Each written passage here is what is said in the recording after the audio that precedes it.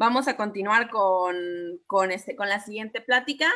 Son dos temas. El primero es coexistencia de depredadores y asentamientos humanos en el bosque tropical lluvioso. Y el segundo es sobre conservación biológica basada en la comunidad. Lo va a impartir el maestro en ciencias, Roberval Almeida. Roberval es un brasileño, es biólogo con maestría en manejo y conservación de vida silvestre en la Universidad Nacional de Costa Rica. Hizo posgraduación en ecología y conservación de primates neotropicales, educación ambiental y comportamiento animal. Fue miembro fundador de la Alianza Gato Andino y miembro de la Asociación Colombiana de Zoología. Es investigador principal del Programa Permanente para la Conservación del Jaguar de la Península Osa y del Programa Jaguar Sur-Sur en Costa Rica. Investigador principal del programa Hombre y Biosfera en la Cordillera Occidental en Colombia.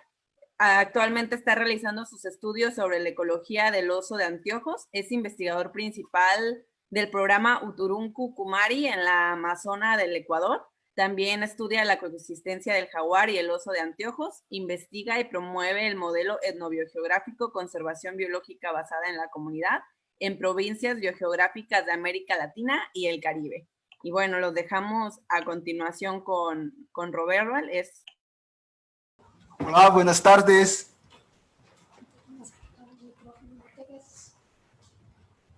Probando, ¿me escuchan bien? ¿Sí? Sí, te escuchamos, Roberval. Ok. Vou necessitar o apoio técnico de ustedes para estar passando as diapositivas. Muy buenas tardes a todos. Muchas gracias por la invitación a esta importante convivência entre investigadores e público em geral.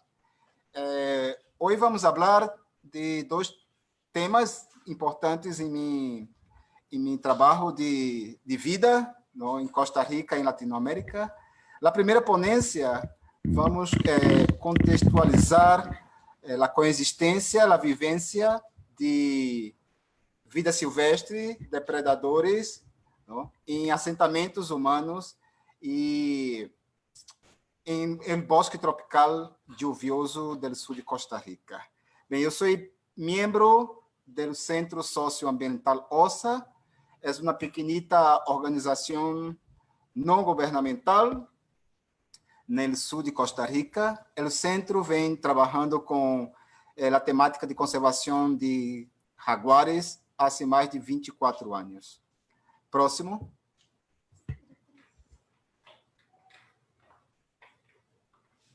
Pode me passar o próximo, por favor?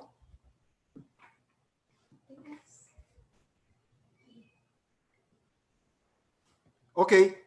Se vamos falar de coexistência, começamos a falar da coexistência deste carnívoro, que é o jaguar, em minha vida como investigador.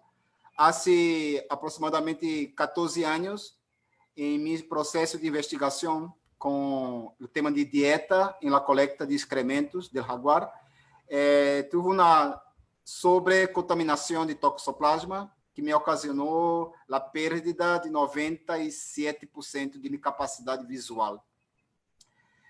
Tenho um toxoplasma selvático, não, que é um protozoário em minha sangue, e, bem, aí mostra a total convivência, coexistência de los carnívoros com os seres humanos em el bosque tropical. Próximo.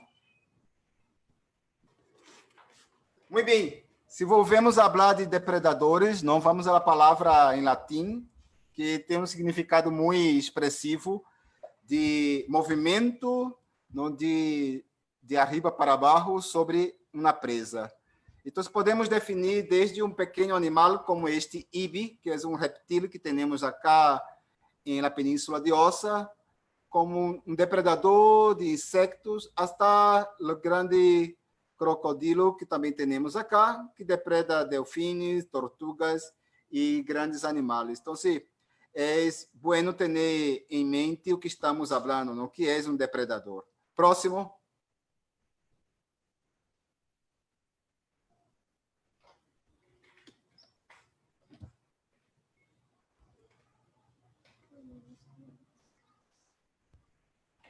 O próximo, por favor.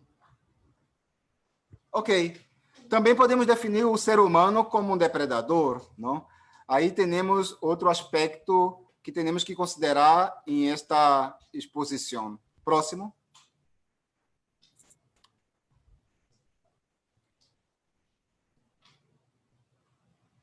Ok, toda essa história, todo este cuento científico inicia no Pacífico Sudoeste de Costa Rica. Para os que podem mirar o mapa, estamos no sur, fronteira com Panamá. La parte geográfica um pouco de color rosa, é o vulcão Baru, já em território panamenho.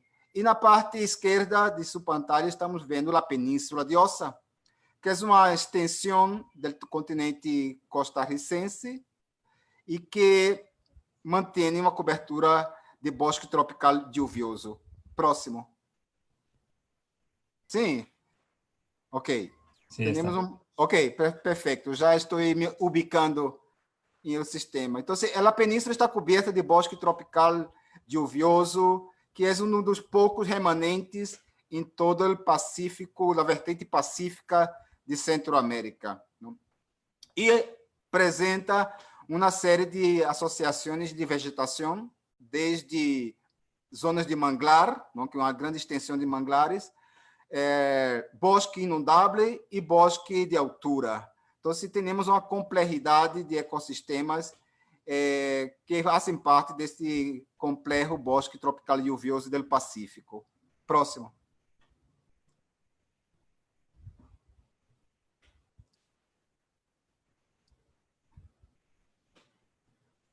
A sincronização de diapositivas.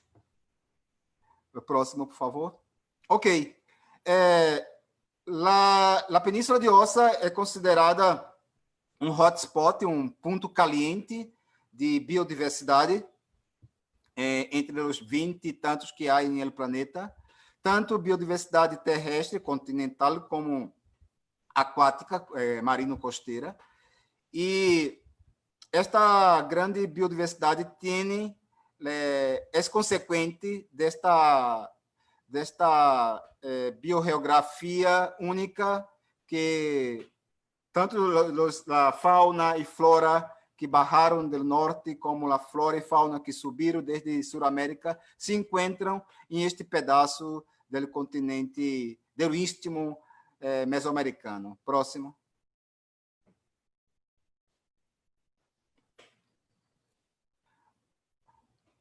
Há uma grande diversidade já evaluada, tanto de flora como de fauna. Podemos passar, por favor? E a documentação está bem fundamentada. É importante contextualizar a colonização deste pedaço de Costa Rica, não?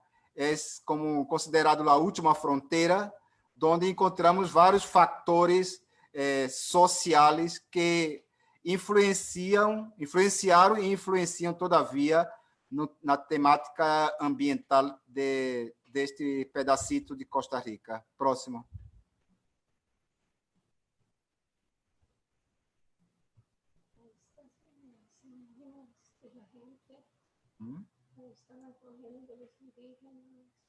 Okay. Podemos passar, por favor? Ok. Em este contexto socioambiental, chego a esta zona há 25 anos e me deparo,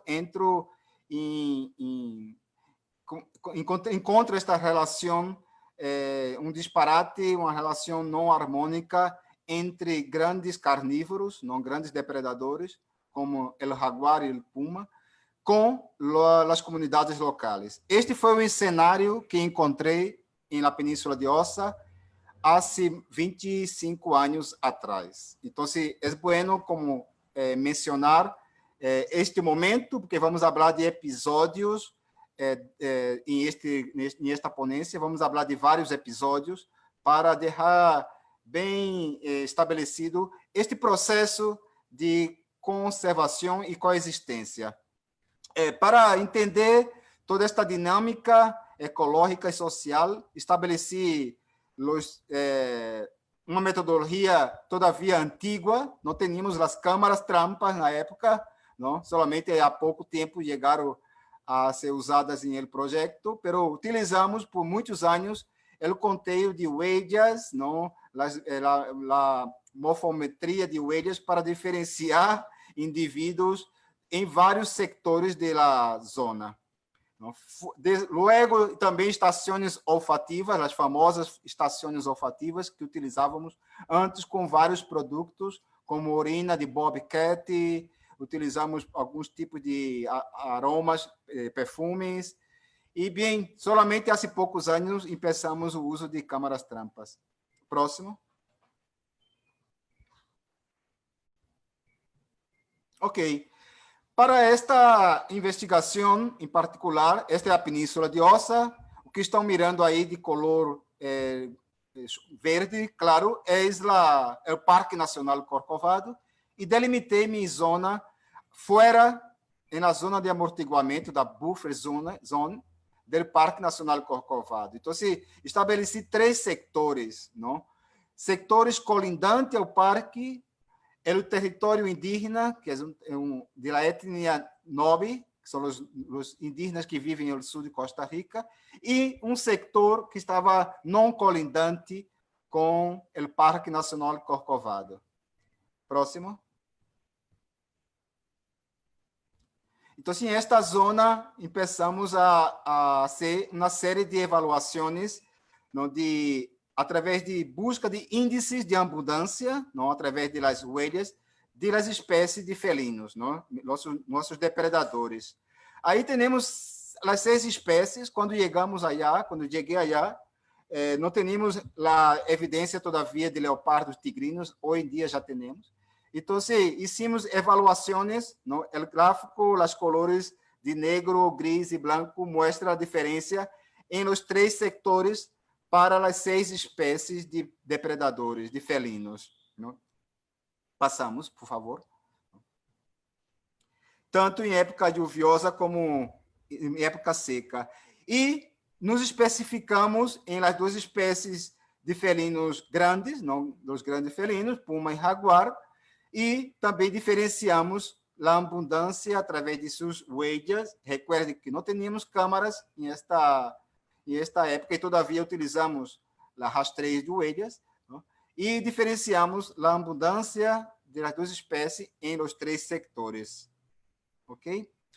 Também nos enfocamos em buscar a evidência das presas potenciais. Não? Isso é muito importante no momento que estamos trabalhando com depredadores, com felinos carnívoros. Buscamos fazer uma análise também tanto de densidade como de abundância através de diferentes métodos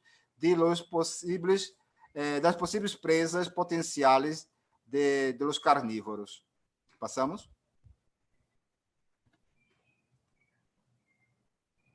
Em esta análise também incluímos algumas espécies de aves e reptiles, não? E definimos nos mesmos setores, nos 3 sectores, colindante, território indígena e área alejana ao parque, não, Corcovado, as abundâncias e densidades das presas potenciais. Isto para ter uma correlação da presença dos carnívoros com suas presas.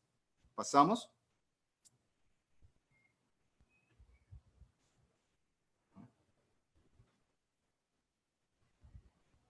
Ok. Foi importante uma análise do câmbio de uso da terra, não? Porque aí vamos falar dos episódios, não?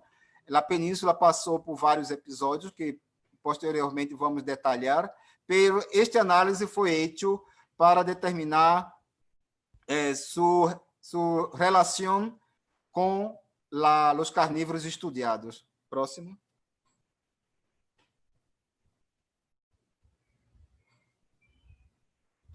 Podemos passar.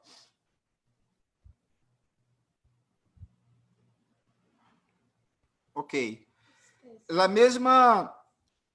Uma análise muito profunda de caceria foi realizada com as comunidades presentes em esses 3 sectores, onde se determinou também presas potenciais de felinos, principalmente do jaguar e de puma, mais utilizada dentro da dieta da população local. Então, se chegamos também a esta análise, que mais em outros trabalhos podem ser mais como especificadas, pero sim, foi uma análise muito profunda com caçadores e famílias sobre a relação da fauna local com as comunidades e seus assentamentos humanos. Próximo.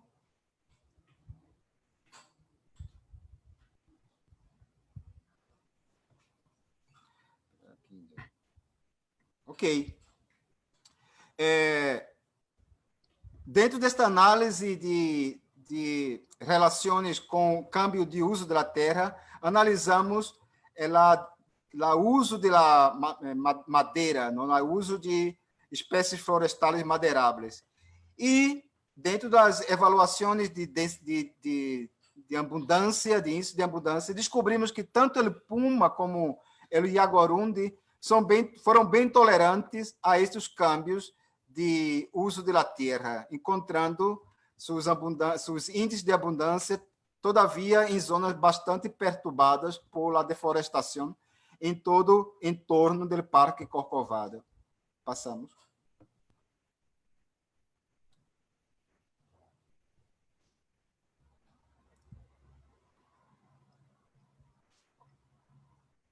Ok. Então, se vamos às coexistências, não? Que são os episódios históricos que eu tento explicar nessa ponência. Não? Coexistência número 1, ou episódio número 1, do ano de 1996 ao ano de 99. Não? Estávamos em esta etapa de auge da deforestação, não? Com uma tradição de queima da terra, não? Utilização de espécies florestais madeiráveis importantes de importância econômica, não? E posterior câmbio de uso para a ganaderia. Isto foi o que encontramos. E neste episódio, nessa coexistência número 1, encontramos um índice de mortalidade, não? Através dos conflitos com os assentamentos humanos locais. Então, em 96, quando cheguei a esta zona, tive a evidência, através de tanto o encontro com os finqueiros, como entrevistas, e a própria material zoológico, como crânios e pele, de mais de 30 animais mortos no início deste episódio. Não? Então, se vamos definindo toda a trajetória desta relação destes carnívoros com os assentamentos humanos dentro desses episódios. Então, se mira que, aos poucos, vamos ter uma conscientização local de acordo com o que vamos passando em cada coexistência, em cada momento de coexistência. Próximo. Em el episódio número 2, que é a coexistência número 2, já anos 2000 adelante, não? Continuamos com alguns focos de deforestação, pero também há uma maior conscientização da comunidade local em relação à conservação de seus recursos naturais. Então, há um câmbio paulatino do uso da terra, não? Já nesse momento, através das pressões da conservação, conseguimos frenar a deforestação, e devido a esse freno da deforestação, houve um câmbio também de atitude local. Não? Então, em vez de planos de manejo de grandes áreas florestais, se utilizou o uso de madeira caída, madeira muerta no piso do bosque. Então, o impacto foi muito menos visível para o bosque tropical e, consequentemente, para a biodiversidade associada. Próximo. Se observa já neste episódio número 2 de coexistência a relativa diminuição dos conflitos entre estamos falando de jaguares, ¿no? Os gráficos que estou mostrando é a relação de mortalidade com jaguares. Então, se observa que já vamos diminuindo e relacionam essa diminuição de mortalidade a los cambios de uso da terra, a los cambios de atitude dos assentamentos humanos locais. Vamos passar para o episódio número 3, próximo. La coexistência número 3, já temos um interesse do governo em planificar suas áreas silvestres protegidas. É da época que nascem os planos de manejo, tanto do Parque Nacional Corcovado, a reserva florestal que está fora do parque, essa zona de amortiguamento é uma reserva florestal. Então, os planos de manejo e com uma adaptação participativa, não, houve como o maior interesse das comunidades locais na temática da conservação. Então, isto ocasionou mais uma diminuição nos números de conflito com os carnívoros. Miramos que a diminuição é muito drástica de los 30 animais que encontramos no primeiro episódio de coexistência, em 96. E este terceiro episódio, a decadência da depredação de animais silvestres, domésticos, o conflito por causa desta depredação de animais domésticos foi como criando mais consciência e diminuindo essa relação de conflito com os assentamentos. Passamos para o episódio número 4, já passamos, já entrando em la atualidade, não? Já entrando em um processo onde criamos os corredores biológicos locais em la zona, entrou em la economia local o ecoturismo, não? Que foi um fator muito importante socioeconomicamente hablando, não? O ecoturismo deu um salto, uma ajuda ao câmbio de atitude dos assentamentos humanos locais, não? Los finqueiros, os proprietários que antes tinham os carnívoros como grandes inimigos, passaram a ter uma outra visão desses carnívoros, principalmente do jaguar, não? Então, um jaguar vivo é mais interessante do que um jaguar morto em minha finca, e isto teve muita relação com a entrada do ecoturismo na zona. E também outros fatores, como o pago de serviços ambientais, que trabalhamos desde esta época, nesse quarto episódio, não? Proporcionando uma entrada econômica às propriedades. E nesta época, quando estávamos trabalhando na implementação dos pagos de serviços ambientais, que são pagos por manter bosque, não, em conservação, há um pago anual ao proprietário. E, ao início, sempre buscávamos propriedades onde o finqueiro mantinha depredadores grandes em sua finca. Então, eu mantenho jaguares, eu mantenho puma, eu mantenho biodiversidade em minha propriedade e recebo, em câmbio, uma compensação econômica. Isto funcionou muito e, todavia, está funcionando como um processo de conservação local. Próximo.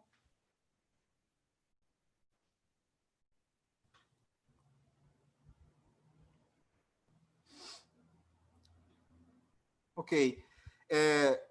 O ecoturismo foi muito marcante para a zona, tanto a integração dessas propriedades em la conservação de suas propriedades, de suas áreas boscosas, como o interesse de manter biodiversidade em suas propriedades, não? Então, houve várias manifestações locais para manter áreas boscosas em propriedades privadas, não? E também o incremento de pequenos projetos produtivos correlacionados com o ecoturismo. Passamos.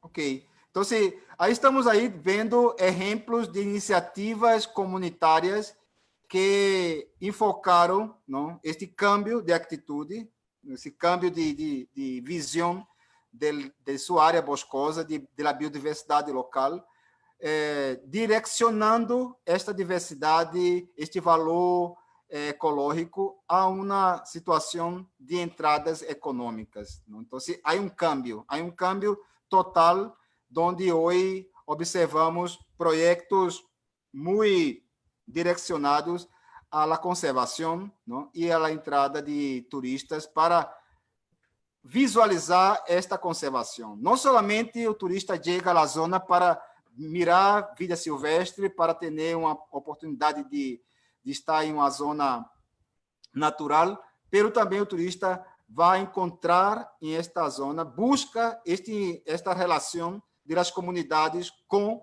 a vida silvestre. Então, esses são 4 exemplos que eu passo muito rapidamente, mostrando que há projetos que se especificaram em mostrar depredadores grandes, como o jaguar, o puma, não? E direcionam seu tour, suas excursões, a esta espécie. Então, isto é uma tendência crescente na Península de Ossa, e isto, consequentemente, nos traz uma resposta, um resultado que vamos mostrar mais adelante. Próximo. Esta relação é visível em este gráfico, não? Que nos mostra que chegamos a nivelar a zero não os conflitos com depredadores grandes, que os conflitos todavia existem, não? Então, se jaguares e pumas depredam animais domésticos, todavia, não vamos falar que não, mas há uma tolerância, não? Há uma tolerância das comunidades locais, mirando que é melhor ter um jaguar vivo do que uma vaca muerta. Este é o dilema, esta é o paradoxo que temos hoje na Península de Ossa, onde as comunidades puderam socializar-se com seus grandes depredadores. Essa coexistência se deu a cabo em este processo de episódios que eu mostrei a vocês. Próximo. É uma história a largo prazo, podemos ver no próximo diapositiva. Não? É um processo a largo prazo, onde a conservação, não? Próximo, por favor. A conservação de uma espécie como o jaguar não foi imediata. Eu não cheguei allá no ano de 96, não? E esperava que meu trabalho, minha convivência, minha vivência com as comunidades locais, com os assentamentos locais, pudesse ter uma resposta imediata. Esta linha esse cronograma de tempo que vocês estão mirando aí, os episódios que falamos de coexistência, tivemos coexistências negativas, não, coexistência onde havia conflitos muito sérios, não, mortalidades, e que quase que exterminamos a população do jaguar da Península de Ossa, e se mostra que um processo de conservação é paulatino, não? São em etapas. Temos que ter isto claro, porque a conscientização das comunidades, que são nossos principais aliados, é paulatina.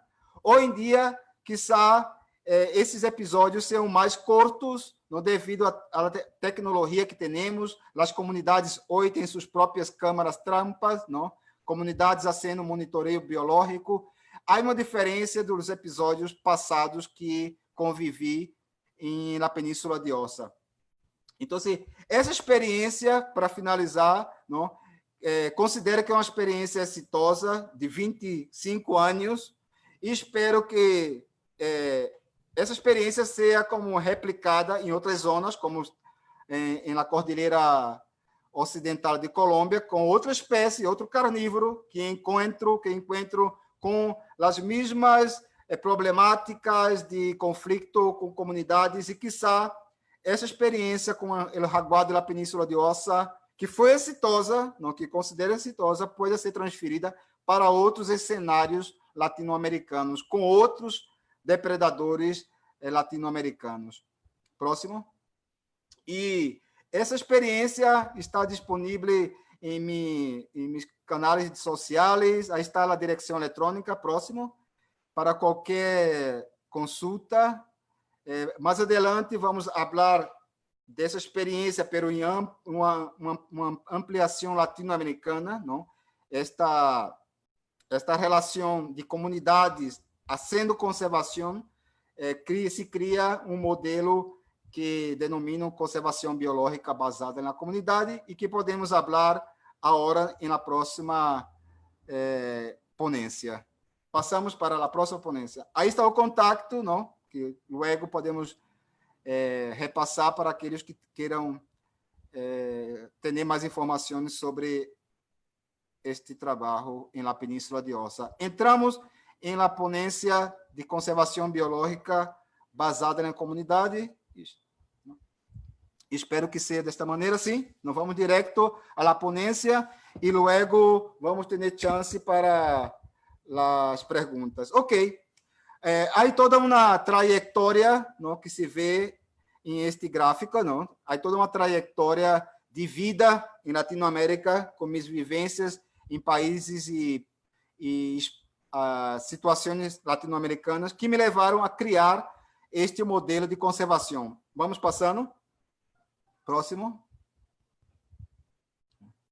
Isto nasce desde allá de Brasil, em minhas primeiras experiências. Não, próximo.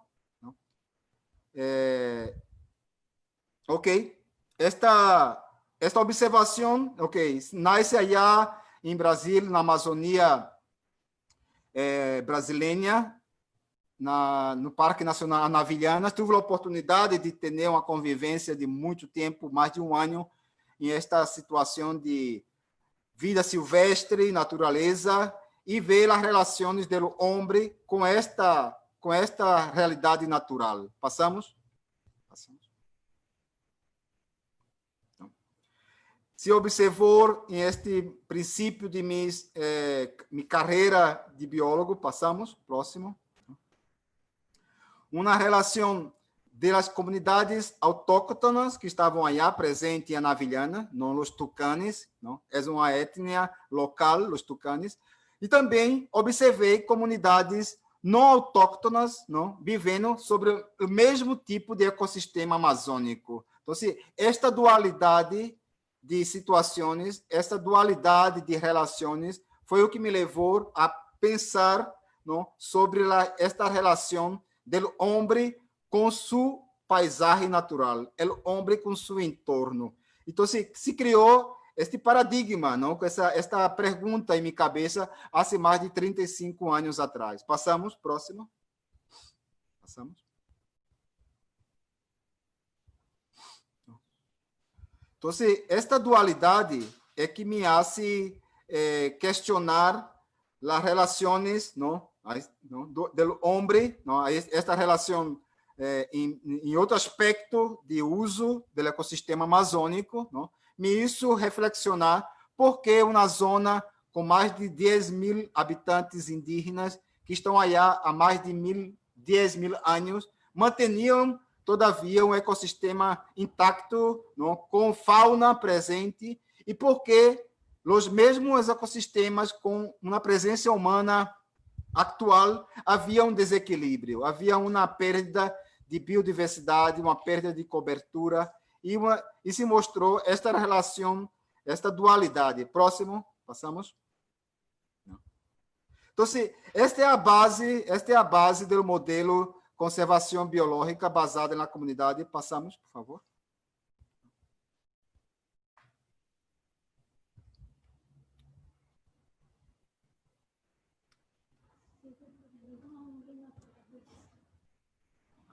Este paradigma homem-natureza, passamos. O próximo diapositiva, por favor.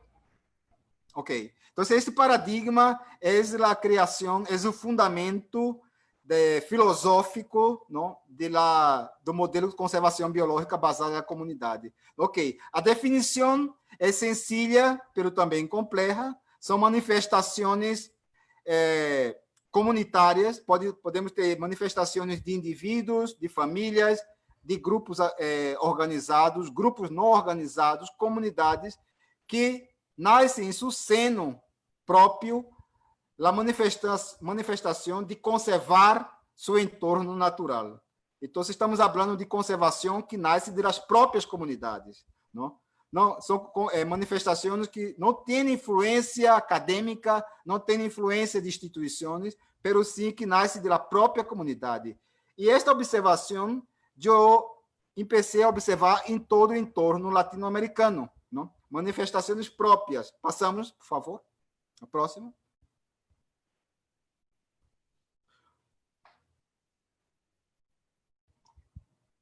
Ok. Então, foi essa caminhada, não? Por América Latina, essa observação direta com as suas comunidades, seu entorno natural, que me dá outro fundamento para a criação deste modelo de conservação biológica basada na comunidade. Passamos, próximo. É um modelo que se constituiu há mais de 35 anos, mas agora se torna mais visível através de minhas observações e se pode ser mais como aplicado e investigado. Passamos. Para isto, eu me fundamentei, não, em um ensaio biogeográfico de um mexicano, que espero que vocês, um dia, vocês de México, possam me apresentar, Morrone. Morrone me dá uma base biogeográfica de América Latina e também me fundamento em várias disciplinas da biologia da conservação, biologia de populações, ecologia de paisagem, antropologia, manejo de vida silvestre. Quer dizer, há uma série de disciplinas que também me fundamentam a este modelo, no que busco este recurso acadêmico e também científico de várias disciplinas para me dar um fundamento ao modelo CBBC. Passamos o próximo, por favor. Então, este modelo tem seus processos, não? São processos que podemos observar em este exemplo específico desta província, que é a Caatinga, essa província aí no nordeste do Brasil. Dentro de toda a divisão de Morrone, são 70 províncias biogeográficas em Latinoamérica e o Caribe. Então, vou analisando cada província com as giras de campo e com a convivência com os sectores de essas províncias. Então, a observação histórica é muito importante, saber o processo histórico desta província, as relações com a comunidade, não passamos, não? Passamos. A biodiversidade existente, podemos passar a próxima, não? A biodiversidade existente, então, se chegamos à província, miramos as relações da comunidade, miramos a biodiversidade existente, buscamos exemplares emblemáticos e biologicamente importantes para a conservação de todo o entorno biodiverso desta localidade. Em este caso, temos alguns exemplos de fauna e flora da Caatinga, desta região seca do Nordeste brasileiro. Então, esse outro enfoque que CBBC dá no momento de entrar em uma província e começar esta avaliação das comunidades. Próximo. Podemos passar. Ok. E o contexto geográfico, que é importante. Então, CBBC é um modelo etno, não? De homem, de comunidades, não? Biológico, de todo aspecto biológico local e geográfico, porque os releves, o clima, a bioclimatologia local tem uma total influência sobre tudo que estamos falando, sobre a biodiversidade e sobre o homem que buscou este sítio como estância. Então, o modelo é um modelo etno-biogeográfico. Passamos. Este é um pequeno exemplo da província da Caatinga, não? Eu creio que é a 14ª província de Morrone, das 70 províncias que caminham em busca de evidência. Passamos. Próximo, por favor. Ok. Vamos a ver estudos de casos para como pontualizar ustedes na metodologia. Vamos dar 2 exemplos em Colômbia, em Brasil, em Colômbia, com 3 províncias, no Chocó, Magdalena e Cauca, não? E em Brasil, a província do Bosque Atlântico, que é o bosque costeiro, não? Que é um bosque muito ameaçado, com menos de 10% de sua cobertura original. Então, bem, são duas províncias que vamos falar um pouquinho para exemplificar como se trabalha com este modelo. Próximo, por favor. Então, em ambas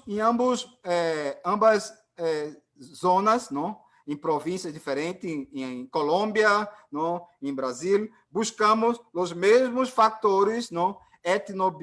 Etnobiogeográficos, não? Para contextualizar o que queremos ver, não?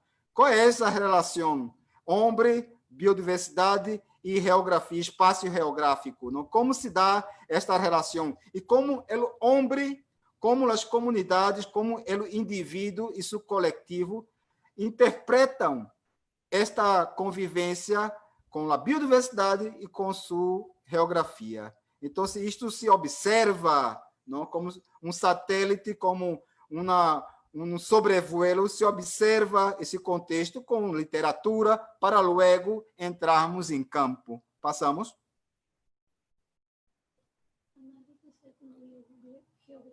Ok?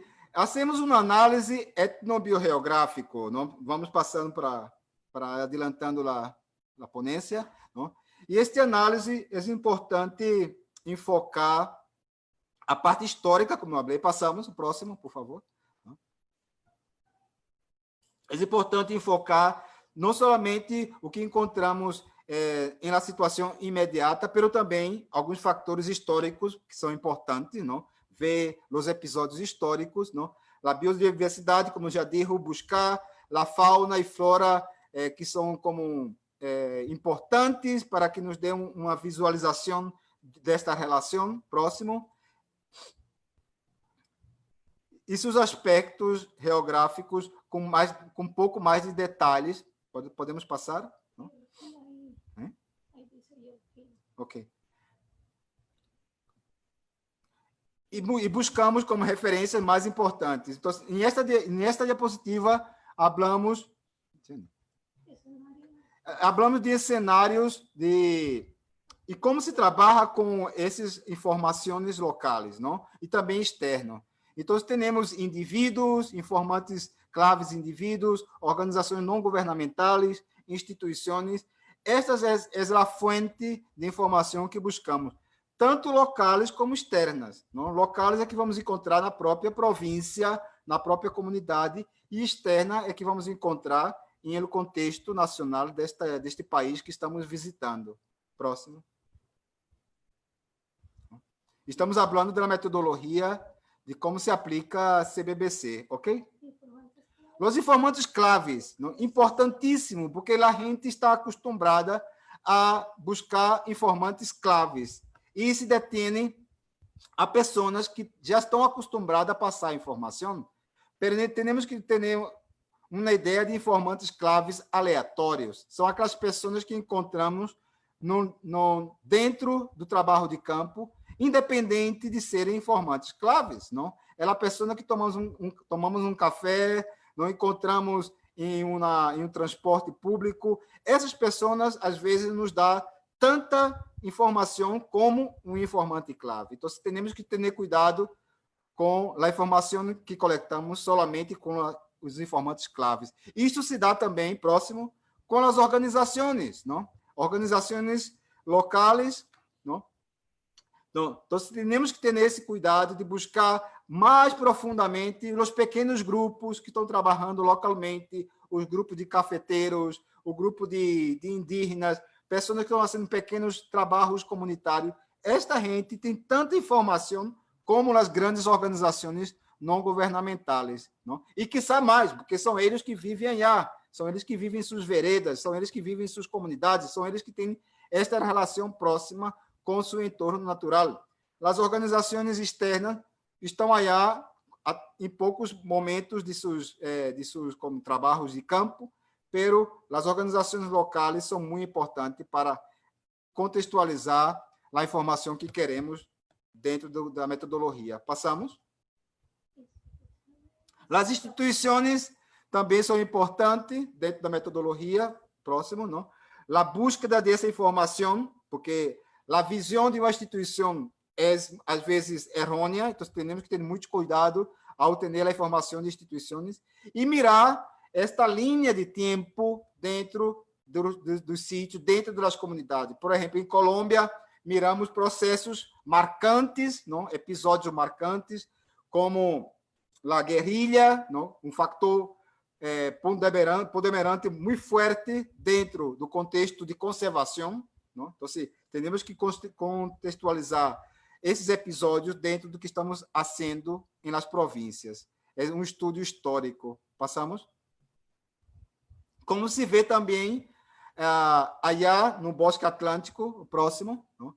Que também teve seus episódios marcantes na conservação do paisagem natural do Bosque Atlântico costeiro brasileiro. Não? Desde a chegada dos negros, com a presença massiva da expansão do plantio de cana-de-açúcar, associado à presença da escravitude negra em Brasil. Não? Luego, outros episódios que nos traem uma visão ampla, não? A evidência das grandes cidades, das grandes metrópoles sobre esta área de Bosque Atlântico, a expansão urbana, hoje em dia, aí se mira as favelas brasileiras entrando no Bosque Atlântico, não, adentro do Bosque Atlântico. Não? Então, se todas essas relações temos que observar e contextualizar em este processo. Próximo. Passamos. Então, a metodologia CBBC é complexa, não? Entramos também na toma de decisões de objetos de conservação. Então, se decidimos que objeto de conservação é importante para nós outros, como investigadores, como para a comunidade, porque eles têm objetos de conservação, às vezes, totalmente diferentes dos objetos de conservação de nós outros, não? Acadêmicos, científicos. A gente tem uma visão de que, não, o objeto de conservação aqui não é o osso, não é o osso andino, Tremactus ornatus. Para nós outros, o objeto de conservação é esta abeja que nos dá miel, que nos dá isto, que nos dá a reflorestação. Quer dizer, temos que ter cuidado também na toma de decisões de que objetos de conservação estamos enfocando em cada província que trabalhamos, em cada comunidade que estamos trabalhando. Passamos? Então, uma vez localizados os objetos de conservação, podemos passar, não? Nos dá também um enfoque, uma visão de como este objeto de conservação, como neste caso na Cordilheira Ocidental de Colômbia, não?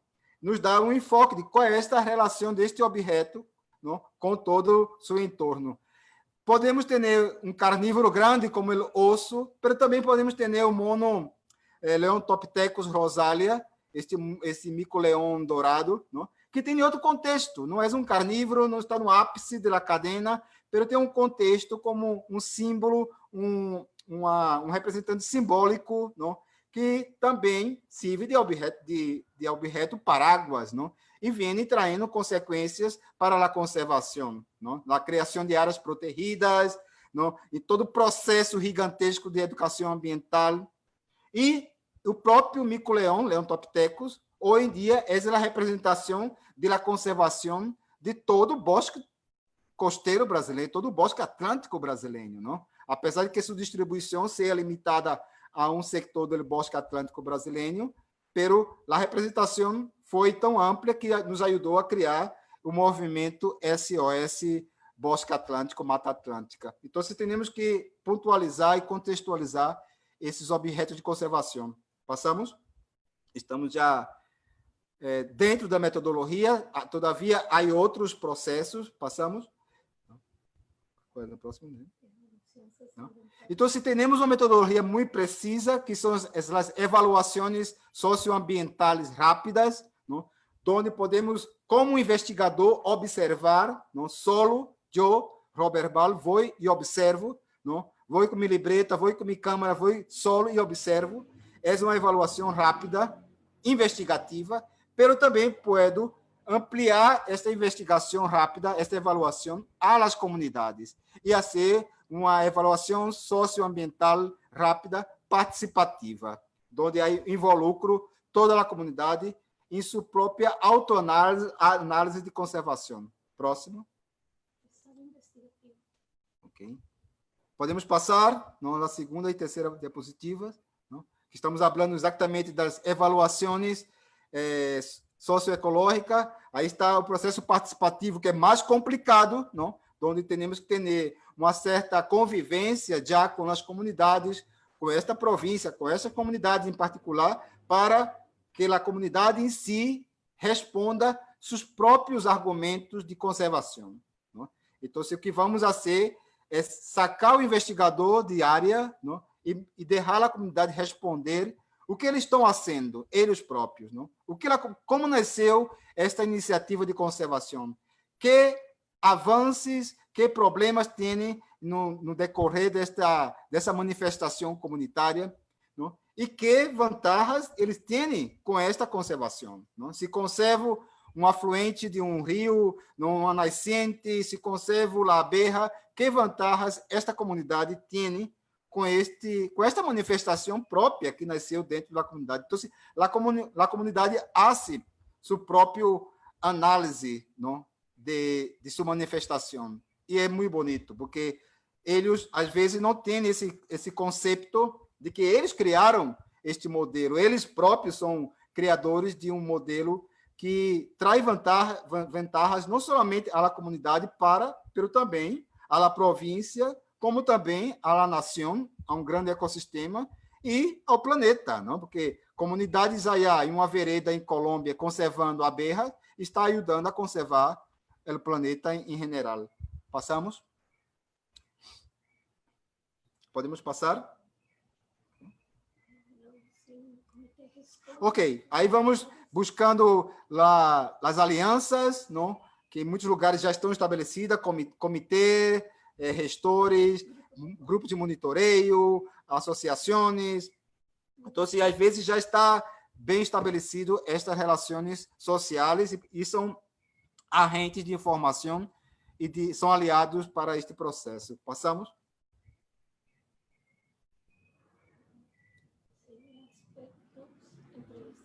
Ok. Está aí a entrevista direta com a gente, uma entrevista onde o investigador, usted, não, ou sua equipe de trabalho, busca profundamente informações que não estão visíveis. Então, se é necessário, dentro da avaliação socioecológica rápida, essas entrevistas semi-estruturadas, não? Esse contato direto com informantes claves e informantes aleatórios, como já falei, informantes que encontramos em el caminho de nossa investigação, e de aí saem informações importantíssimas para contextualizar essa manifestação comunitária de conservação. Próximo. Já estamos passando. Ok.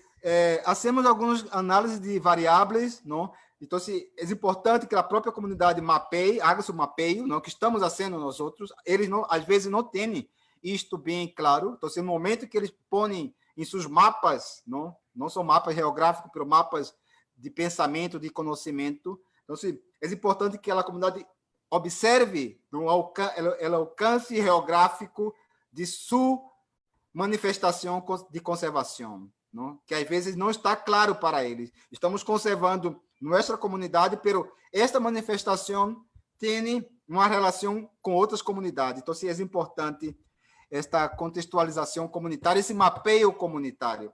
Podemos passar? Próximo. Ok. Entramos no sistema de informações, hoje a tecnologia já apropriada para já manter a informação etnobiográfica em mapas, não? Isto queda mais bonito, não? Queda mais visível no momento de apresentar a própria comunidade, de devolver à comunidade. Passamos. Próximo.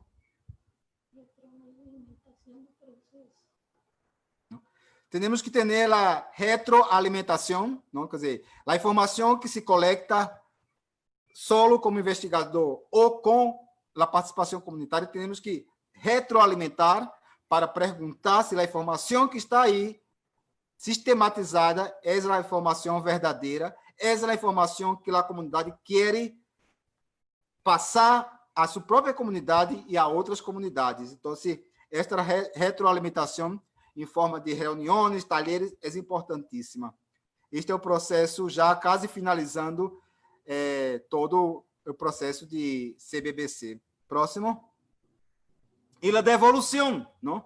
Da devolução em diferentes formatos. Não há diferentes formatos. Há um formato de um livro, um formato de um informe técnico, formatos em apresentações locais. Quer dizer, há diferentes formatos de devolução, não? E cartilhas de monitoreio, cartilhas de produção. A devolução da informação vai ser generada pela própria comunidade. Não? A comunidade vai decidir como devolver isto à sua própria comunidade e como vai devolver isto, como vai replicar essa experiência exitosa a outras comunidades. Passamos? Ok. Então, se Colômbia, Cordilheira Ocidental, exemplo, não? Há toda uma grande participação local, não? Há uma cadena de organizações, as corporações, não? Com as comunidades, com as municipalidades, não? Se criou o corredor biológico do osso andino. O osso andino é definido como o objeto de conservação presente na zona, é reconhecido, e este enfoque deste objeto de conservação tem colaborado em vários outros processos. Passamos, próximo. Podemos passar. Então, há diferentes maneiras de dar seguimento, não? Como aplicar toda essa experiência, não? De uma pequena comunidade ao restante de todo um contexto regional. Então, o que nasceu aí de uma pequena vereda colombiana na Cordilheira Ocidental, hoje se cria um grande programa para a construção de uma proposta de uma reserva da biosfera. Então, estamos trabalhando neste programa, que é o programa Hombre e Biosfera da Cordilheira Ocidental, que nasceu aí da própria comunidade, não? Nasceu do conhecimento local. E esse programa tem que dar seguimento com a própria comunidade. Não? Claro, agora sim entra as instituições, agora entra a academia, agora vêm as cooperações nacionais e internacionais para dar fortalecimento a essas pequenas ideias comunitárias e transformar essas pequenas ideias em uma grande ideia, que é uma reserva da biosfera, que tem uma conotação gigantesca em termos de conservação e de produtividade também, né? Porque estamos considerando o bem vivido das comunidades através da melhoria da produtividade e a melhoria socioeconômica, totalmente de mãos atadas com a conservação de seu entorno natural. Passamos? Já estamos para finalizar. Podemos passar? Ok? De novo, aí estamos com a referência de contactos, não? Este processo de conservação biológica baseada na comunidade é um modelo, esse modelo já se transformou em uma capacitação muito sencilla, não? A comunidades, a instituições, a associações locais, e vengo desenvolvendo em várias províncias, não? Aproveitando as visitas às províncias, se imparte este pequeno curso de conservação para fortalecer o que já há, não? Que meu conhecimento é o conhecimento local, não estou falando nada novo, não? Essa é a própria comunidade que está falando através de minha persona, não? As experiências de Latinoamérica e do Caribe transformada em um modelo sencillo, onde a própria comunidade faz a conservação, a própria comunidade tem a gestão socioambiental de seu entorno natural. Então, se isto seria, os contactos estão aí, com muito gosto para fazer as réplicas, não? Mostrar esta capacidade comunitária de conservação, não? Então, se me gostaria conhecer outras províncias, das 70 províncias biogeográficas de Morrone, não alcancei a metade todavia de visitas, então necessito conhecer outras províncias e aproveitar para passar esta informação à academia, às comunidades, ao entorno social de cada país, de cada nação. Muitas graças. Então, eu creio que agora vamos às perguntas, unindo as duas ponências.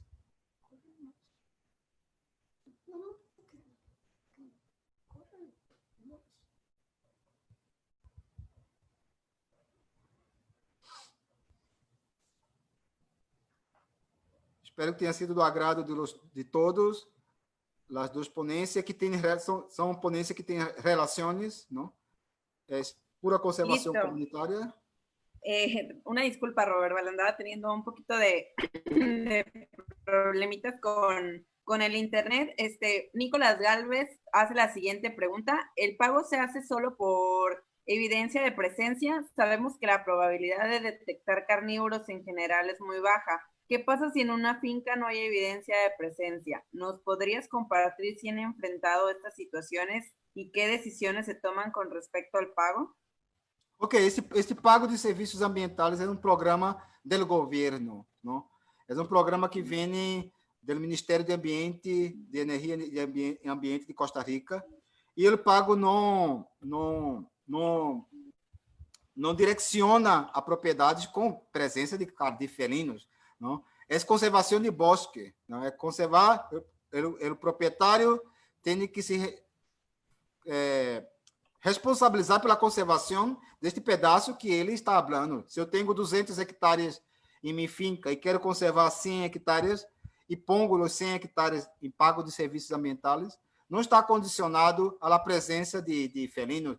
E no momento que introduzco, porque minha organização introduzco este programa em la Península de Ossa, se usou estrategicamente, não, para a conservação dos felinos, não, a presença de felinos, não, a presença de grandes carnívoros em sua propriedade. Então, se eu particularmente visitei propriedades e colaborei na conservação de propriedades com presença de carnívoros. Isto fortaleceu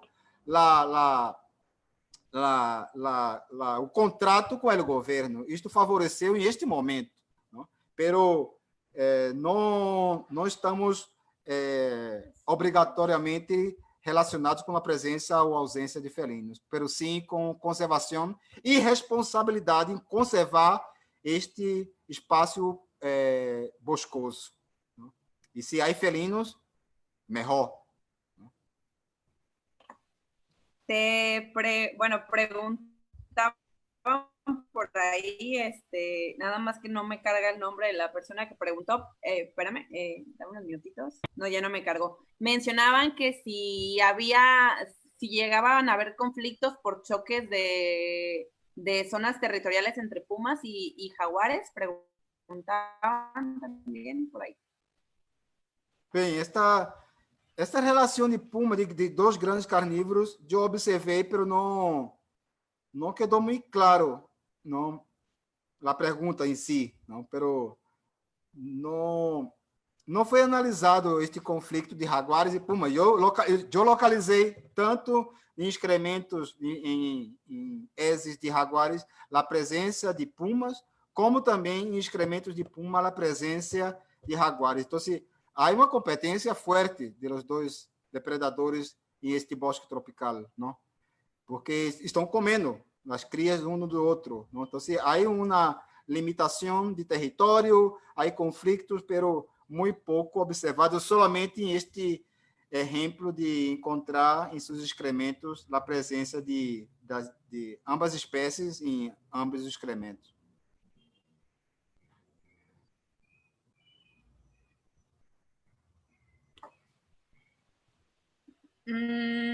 Ok, bueno, creo que ya nos pasamos un poquito de tiempo. Preguntaban por ahí algo sobre si habías encontrado esos en plásticos, pero pues yo creo que te pueden hacer llegar eso al correo.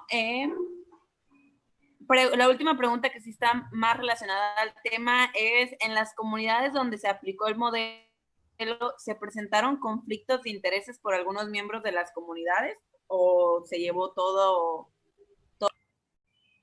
Não, porque o interessante deste modelo de CBBC é que nasce da comunidade. Então, se há conflitos, esses conflitos se manifestaram no início entre eles, mas se a comunidade assimilou esta conservação deste recurso natural, não? Já é parte da própria comunidade. Então, se quem pode causar conflito somos nós outros que venimos de afuera, não somos, és um investigador que se intromete, és a organização não governamental, é a instituição que às vezes entra em uma comunidade que já vem manejando conservação por sua própria conta, não? E nós outros entramos e causamos alguns conflitos, não? Então, pero a comunidade é a mentora, a comunidade é a madre de esta manifestação. Não? Eles próprios tomaram a decisão de conservar esta nascente, este animal, essa espécie de árvore, este rio, não? Este bosque. Então, assim, é uma decisão comunitária. Não? Nós outros somos observadores. Eu venho observando exemplos em Latinoamérica, não? E muito pouco tenho que me intrometer nos processos locais. O que eu posso fazer é dar alguns exemplos de outras comunidades para melhorar este processo. Então, não há conflitos observados. Okay, muchísimas gracias, Robert Val. Ahí hay bastantes textos, tanto en Zoom y en Facebook, felicitándote y diciéndote que tu proyecto estuvo muy padre. Está muy padre. Igual un comentario personal, me encantó también bastante. Gracias por tu ponencia y pues por el tiempo que nos brindaste. Te mandamos un saludote. Muchas gracias a todos. Muchas gracias.